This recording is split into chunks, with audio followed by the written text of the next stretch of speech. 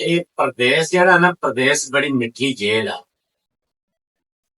ਪ੍ਰਦੇਸ਼ ਬੰਦੇ ਨੂੰ ਬੜਾ ਕੁਛ ਸਿਖਾ ਛੱਡਦਾ।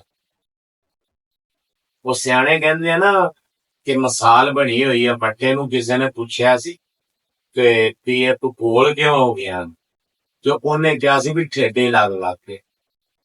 ਤੇ ਬੰਦੇ ਨੂੰ ਪ੍ਰਦੇਸ਼ ਦੇ ਵਿੱਚ ਜਾ ਕੇ ਜਦੋਂ ਠੇਡੇ ਲੱਗਦੇ ਹਨ, ਬੰਦੇ ਨੂੰ ਠੋਕਰਾਂ ਲੱਗਦੀਆਂ ਨੇ, ਤੇ ਉਦੋਂ ਬੰਦਾ ਵੀ ਗੋਲ ਹੋ ਜਾਂਦਾ ਹੈ।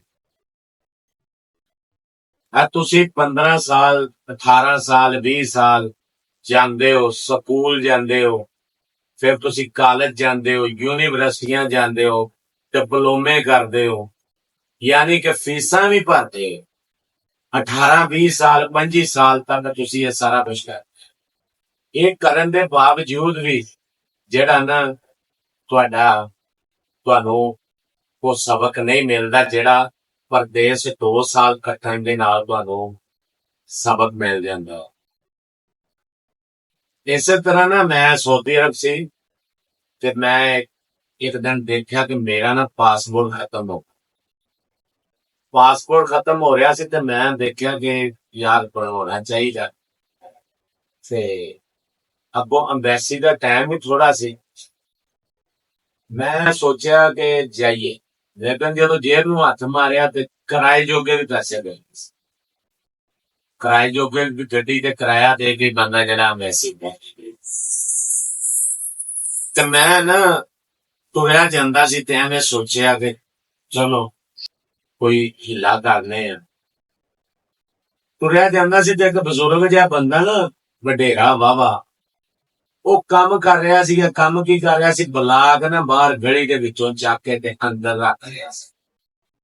ਤੇ ਮੈਂ ਤੁਰੇ ਜਾਂਦੇ ਨੇ ਕਿਹਾ ਕਿ ਮੈਂ ਜਿਹੜਾ ਨਾ ਤੁਹਾਨੂੰ ਮਦਦ ਕਰਾਵਾਂ, ਤੁਹਾਡੇ ਨਾਲ ਲੱਗਾ ਤੇ ਅੰਦਰ ਦਾ।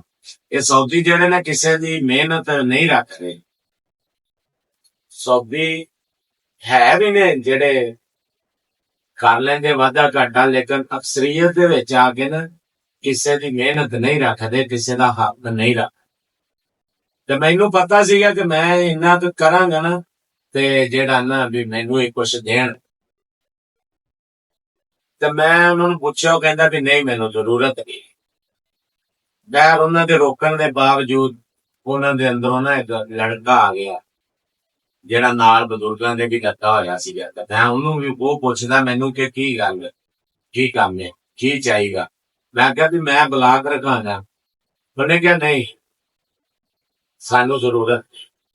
ਮੈਂ ਫਿਰ ਵੀ ਉਹਨਾਂ ਦੇ ਕਹਿਣ ਦੇ ਬਾਵਜੂਦ ਨਾ ਮੈਂ ਹੁੰਦਾ ਬਲਾਕ ਚੱਕ ਕੇ ਤੇ ਉਹਨਾਂ ਦੇ ਅੰਦਰ ਰੱਖਣ ਲੱਗ ਪਿਆ ਕਾਕੇ ਵਿੱਚ। ਉਹ ਰੱਖ ਕੇ ਬਲਾਕ ਨਾ ਜਦੋਂ ਮੈਂ 2-2.5 ਘੰਟੇ ਤੋਂ ਬਾਅਦ ਫਾਰਗ ਹੋਇਆ, ਜਿੱਥੇ ਬਲਾਕ ਪਿਆ ਸੀ ਨਾ, ਮੈਂ ਉਹ ਵੀ ਝਾੜੀ ਲੈ ਕੇ ਜਿਹੜਾ ਸੀ ਸਫਾਈ ਕਰਕੇ ਕਚਰੇ 'ਚ ਇਕੱਠਾ ਕਰ ਰੱਖੀ।